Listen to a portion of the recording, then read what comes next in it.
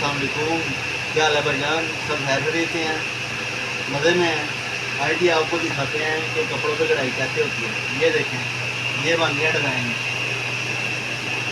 ये हो गया प्रोग्रामिंग मुकम्मल।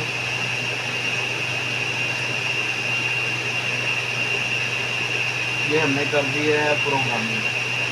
जो मशीन पे डिज़ाइन एक्सेप्ट किया जाता है, इस सॉफ्टवेयर का डिज़ाइन मशीन में जाके एक्सेप्ट होता है, उसके बाद मशीन जो है आगे अपनी वर्किंग करती है। तो आए चले आपको मशीन की वर्किंग दिखाते हैं कि मशीन कैसे डिज़ाइन बनाते हैं।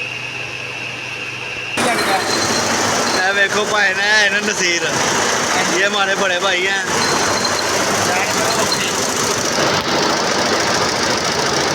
ये देखें डिज़ाइन मशीन में चल रहा है, जो मैंने अभी आपको दिखाया था।